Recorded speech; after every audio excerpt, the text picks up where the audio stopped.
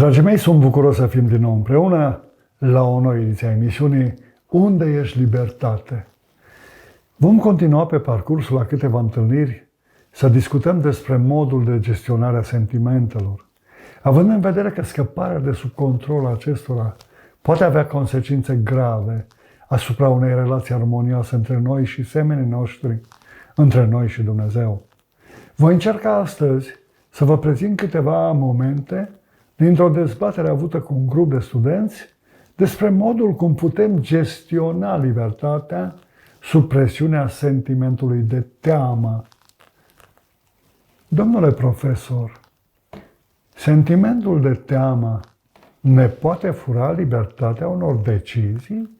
M-a întrebat un student în deschiderea dezbaterii noastre.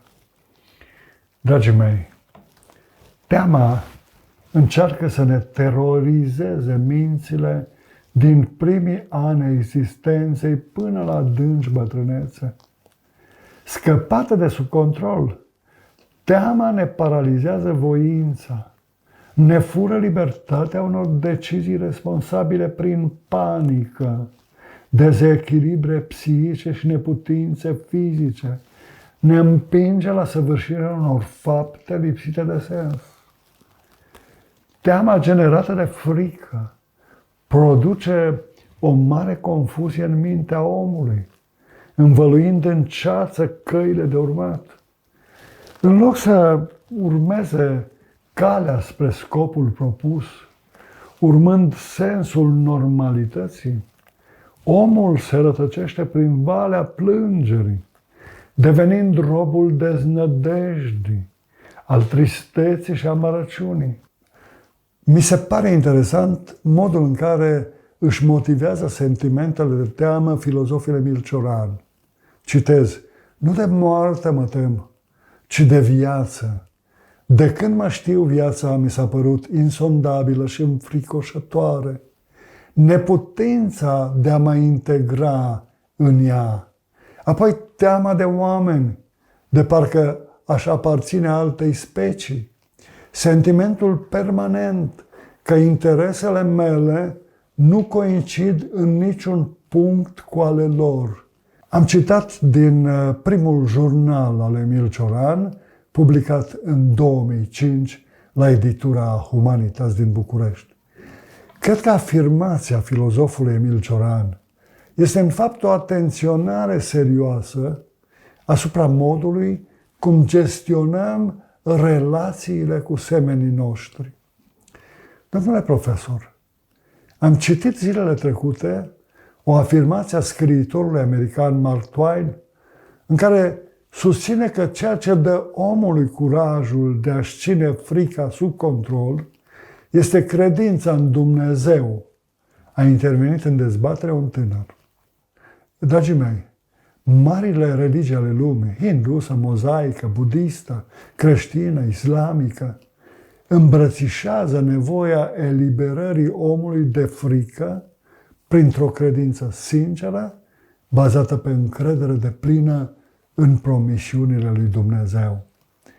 Frica generează sentimentul de teamă care este privit ca o formă mascată a neîncrederii în Dumnezeu. Un factor care alungă pacea din inima noastră. De aceea creștinismul merge până acolo încât susține că fricoșii vor avea locul lor în iazul cu foc, adică în iad. Pentru că nu se încred cu adevărat în promisiunile divine pentru viața aceasta și pentru veșnicie. Fiind dominați de teamă, 10 dintre cei 12 trimiși ca iscoade în țara Canaanului de către Moise au hiperbolizat imaginea oamenilor care trăiau acolo, numindu-i uriași.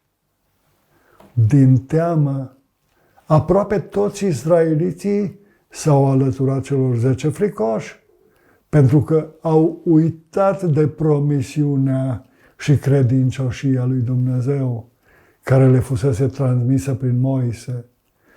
Citez: nu vă înspăimântați și nu vă fie frică de ei, Domnul Dumnezeul vostru, care merge înaintea voastră, se va lupta El însuși pentru voi, potrivit cu tot ce a făcut pentru voi sub ochii voștri în Egipt. Am citat din Deuteronom 1, versetele 29 și 30. Iată cum realitatea hiperbolizată de emoția fricii devine un sentiment de teamă permanentă, ce pune o mare presiune asupra curajului nostru, conducând la descurajare, la deznădejde și neputință fizică, la pierderea capacității spiritului nostru de a lua decizii în deplină libertate. Am fost plăcut impresionat de intervenția în dezbatere a unei studente, care a mărturisit celor prezenți despre bucuria de a citi în ultima perioadă psalmii lui David din Biblie. Tânăra a mai spus: am fost mișcată profund de atitudinea curajoasă a regelui David, bazată pe încrederea deplină în ajutorul și protecția lui Dumnezeu în momentele dificile ale vieții sale. De fiecare dată când era asaltat de teamă, apela la călăuzirea și puterea divină. Dragii mei, teama generată de frică ne determină să trăim asemenea celei mai neajutorate ființe. Regele Saul și armata sa, țintuiți locului de frică, se simțeau neputincioși în fața uriașului Goliat. Încrederea în ajutorul lui Dumnezeu a dat curajul tânărului David să-l înfrunte și să-l doboare pe înspăimântătorul uriaș. Chiar și atunci când va fi în culmea gloriei sale ca rege, David în smerenia sa îl consideră pe Dumnezeu păstorul său, având o încredere desăvârșită în protecția acestuia. Citez din Psalmul 23:4. Chiar dacă ar fi să umblu prin valea umbrei morții, nu mă tem de niciun rău, căci Tu ești cu mine. Prins de filisteni la Gad, David înalță spre cer cântări de laudă Dumnezeului său, afirmând plin de curaj: mă încred în Dumnezeu și nu mă tem de nimic. Ce pot să-mi facă niște oameni? Am citat din Psalmul 56:11. Când inima ne este plină de dragoste pentru Dumnezeu și pentru semeni, teama nu mai are loc unde să se cuibărească în ființa noastră.